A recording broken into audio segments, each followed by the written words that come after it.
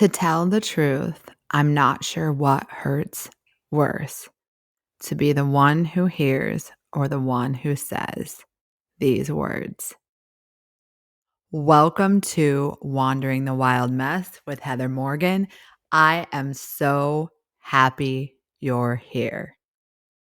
In this episode, I want to talk to you about the guilt from leaving or the pain of hearing goodbye. I feel like many of us have been on both sides of that coin, or at least on one or the other.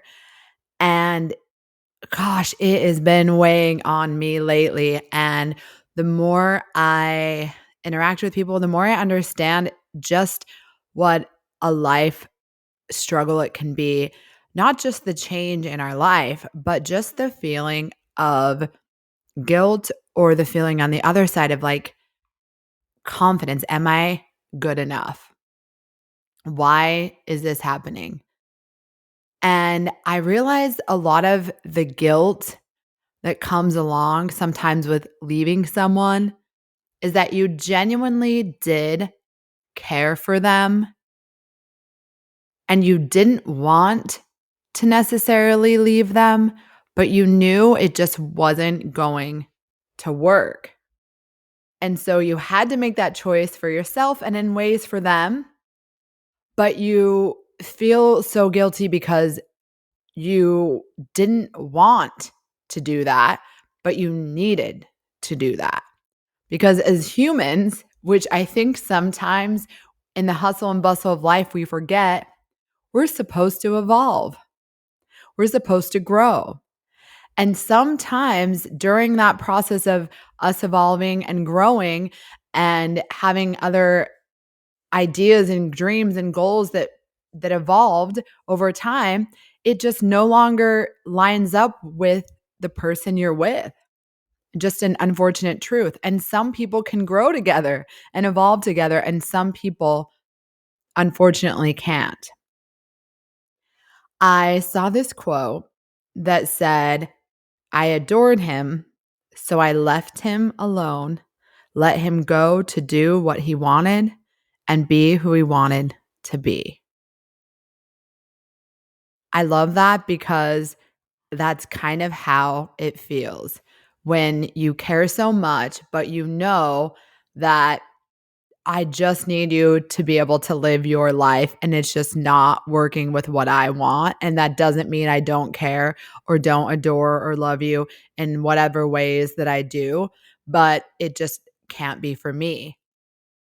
And as I've been working through this guilt of me leaving, I've realized that a lot of this, everything we do in life is really like a self-reflection of things about us. So I'm sure you may or may not have heard before, but when people are rude to you or they do things to you, it's always a projection of things that are going on within them. And it's never about you. That's why like the big quote that for one of the four agreements is not to take anything personally.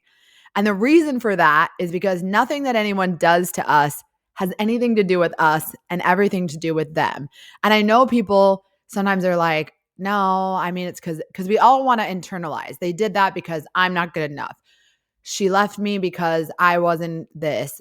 They hurt me because I deserved it, because I'm not lovable. We kind of make up these ideas that unfortunately beat our own self down about why other people did things to us, and we make it about us.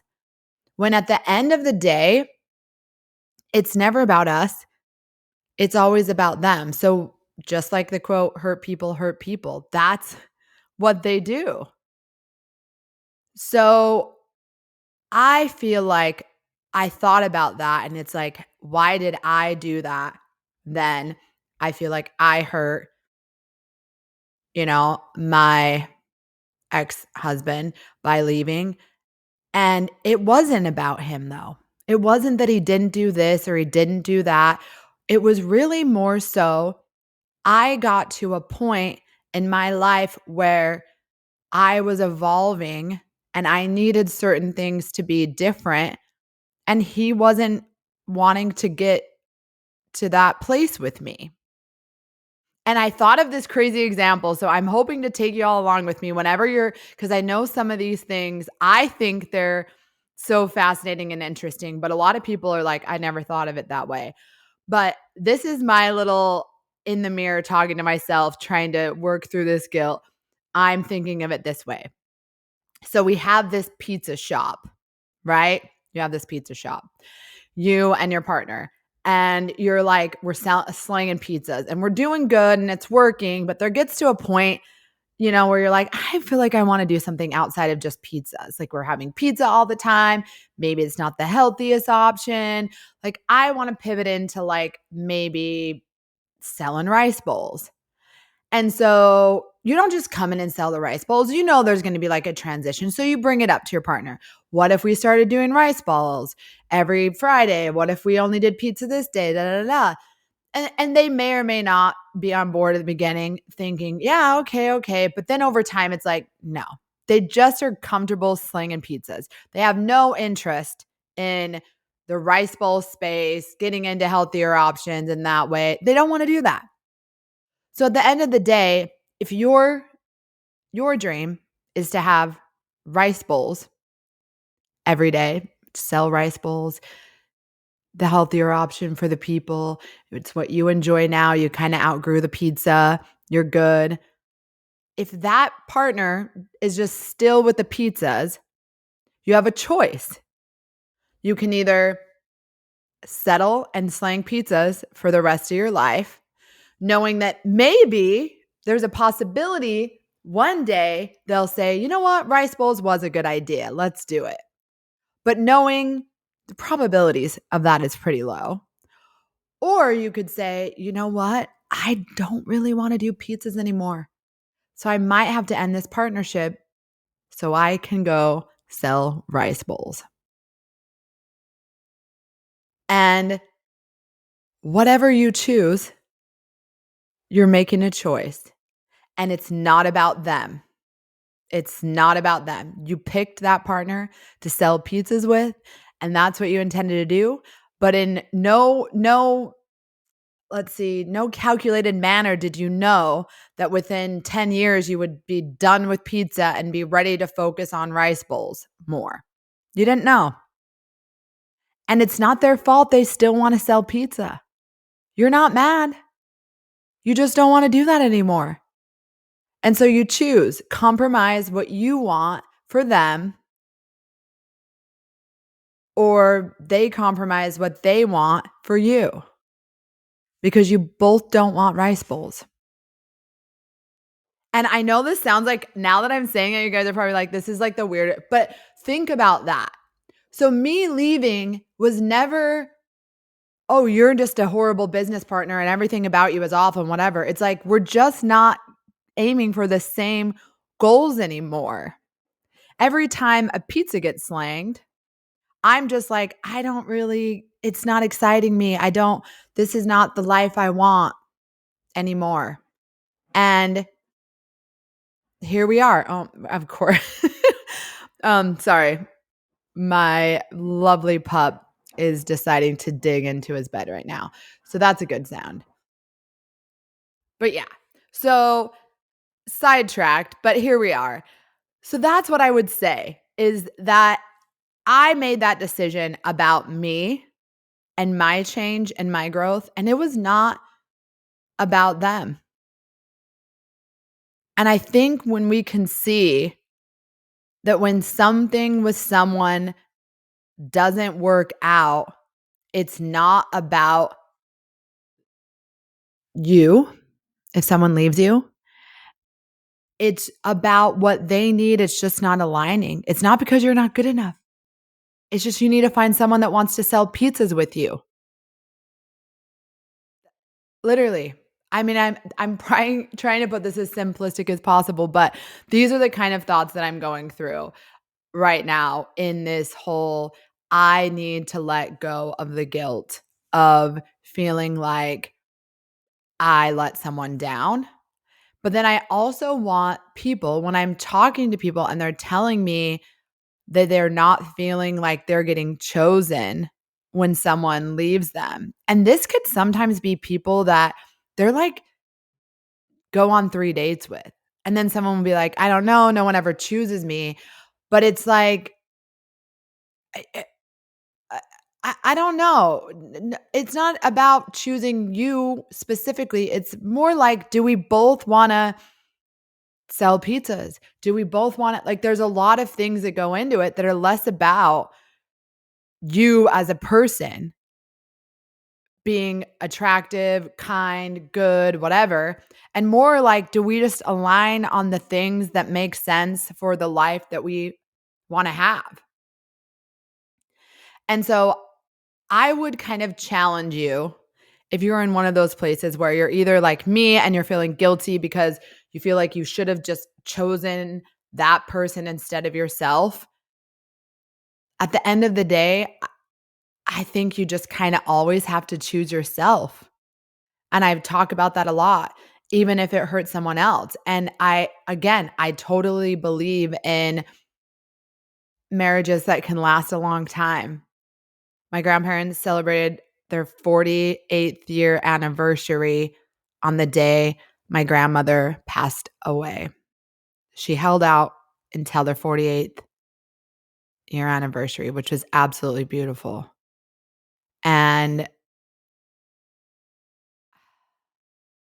it gives me hope. And the second time around can be just as beautiful and lengthy.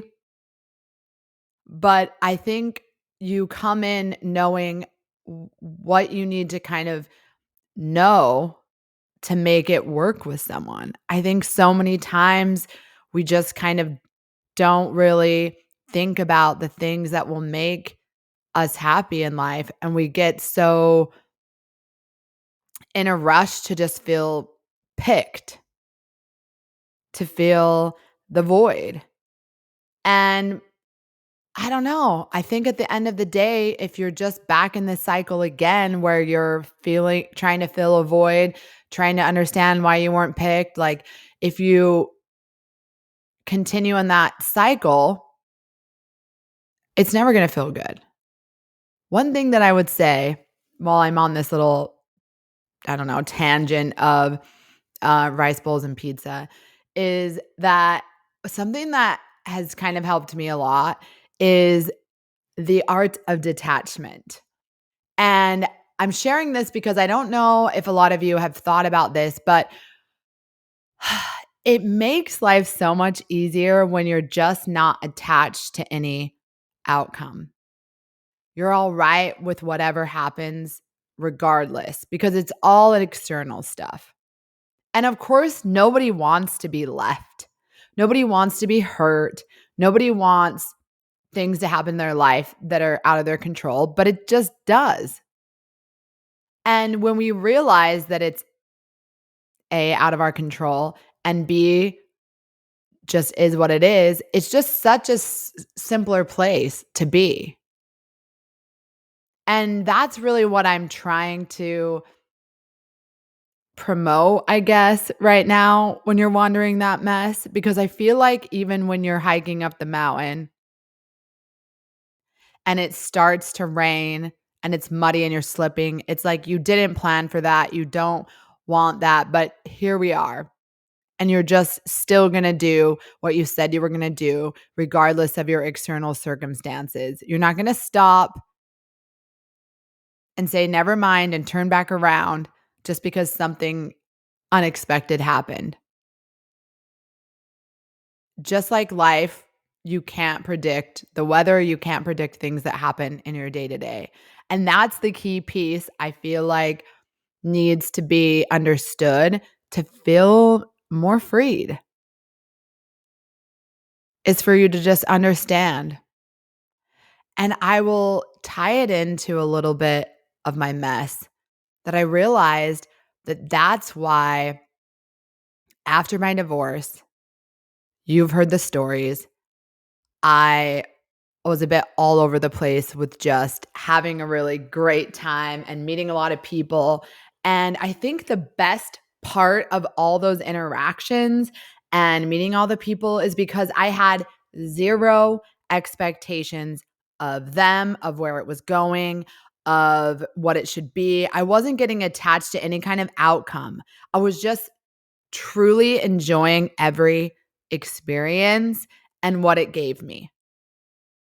I have gotten to do so many amazing things that I never would have if I tried to make things bigger or more relevant than they needed to be. I think when you just can be fun and just go with the flow, life just falls into place much easier. And we get sometimes so wrapped up in the external accolades of what we need to do and be and how we need to appear that sometimes it kind of like muddies that water for us. And it's hard to think clearly. And you kind of feel like maybe I'm doing this wrong. But what I realized in this journey is I feel like that's the time in my life I was doing it most right. But it's so hard not to let outside noise change your perception. So, one thing I'll notice is that now being in this single world, if you were to spend some time with someone, I realized that people would ask, like, what is it? Like, they want to label things before you do. Or what have they done for you? Like, asking a lot of questions as if to inquire if you're in a good situation. And this could be all well to do, or it could be subconsciously um, coming across wrong.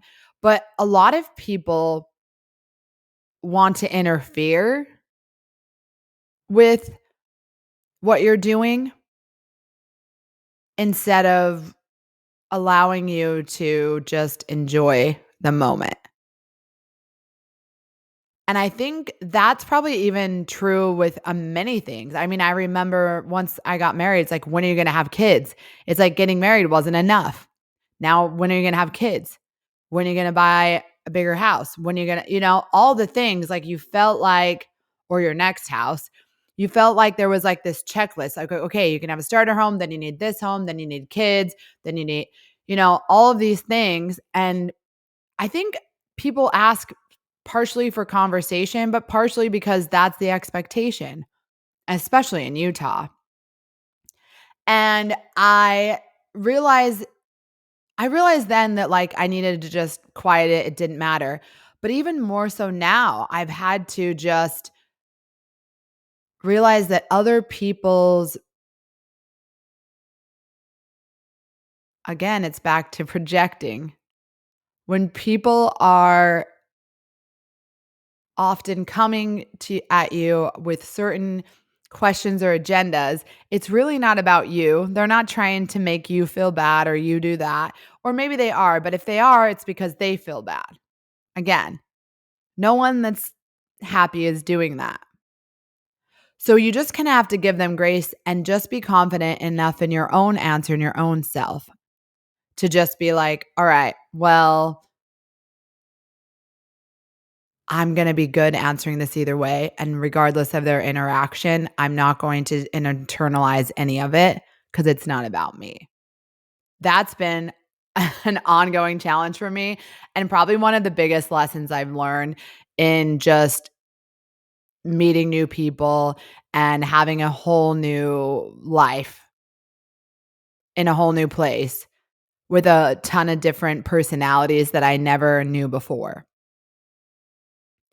And I know not everyone has that. Like some people have their constant friends, but I think the other thing about that, and I'm just so very blessed with literally the absolute best friends ever back home. And I will be going to see them soon again. And I cannot wait but I had weeded out a number of friends prior to who I have left now.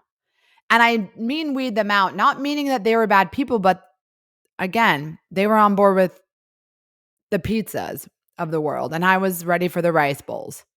So we were just not meshing anymore.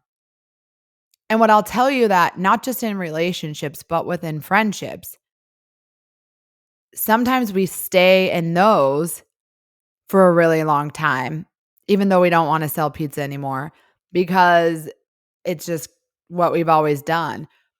But as we want to evolve and grow, our friendships have to too, or we're not going to be able to get there.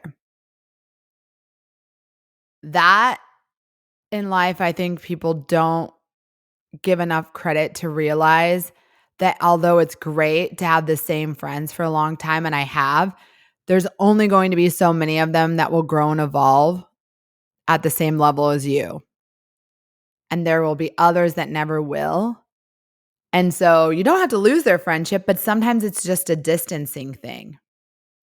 And I don't know how I'm a grown freaking woman and I'm still just realizing all these things. And maybe it's because my life just completely took a whole like turn and I didn't even know that I would have to think about all these things again. But I still just am like, it's almost like, am I learning like 2 plus 2 again? Like, did I ever learn this? Did I forget it? Or did I just not focus on it because I was an autopilot doing my life for so long? So I'm sharing all of this with you because I don't know if these are things you think about. But what I'm trying to really get across, and my biggest message is that nothing is wrong with you. You are great just the way you are. But of course, we all have room for improvement, but you should improve for yourself, not because someone left you, not because society's telling you to. It's because you want to. And if you don't want to, you don't have to. There's going to be somebody that will want what you're offering. Somebody. We all have this great purpose here. And I think some of us just shift in different directions.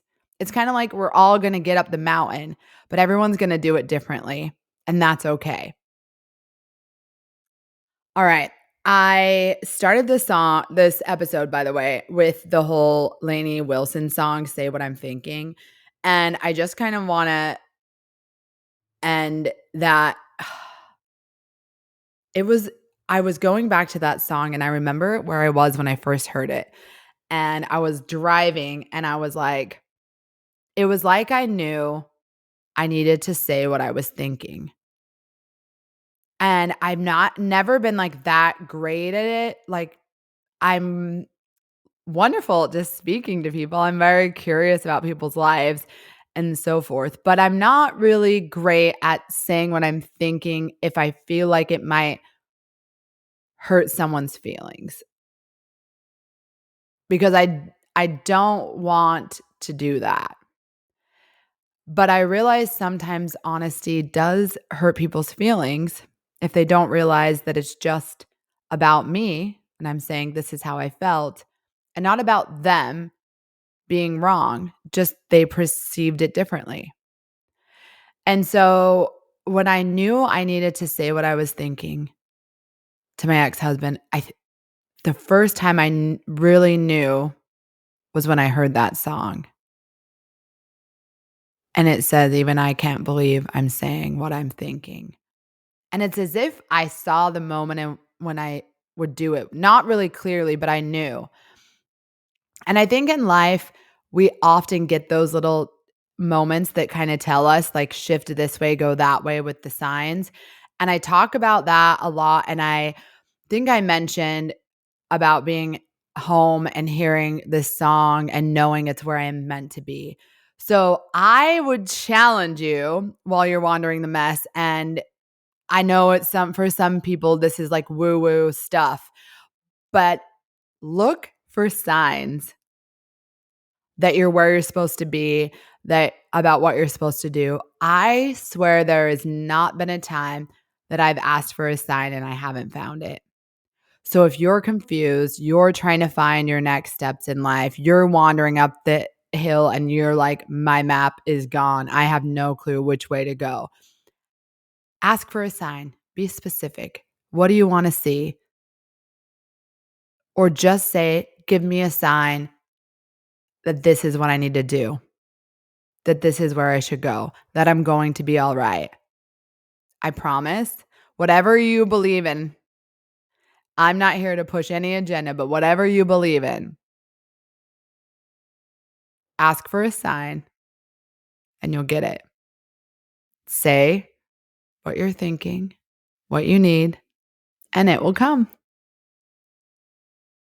All right, I've been enough woo-woo enough. I know I've had some big promises and I'm still keeping them all under wraps. Some more to come there. I put the books on there. I'm going to have some other things on my website. Again, wanderingthewildmess.com. I really am so appreciative for each and every one of you to be here. I feel like lately I've been such a hype girl. I promise to get more in my vulnerability and feels. I have so much more to share. I'm just in this really high vibrating this like I want you to know you're important.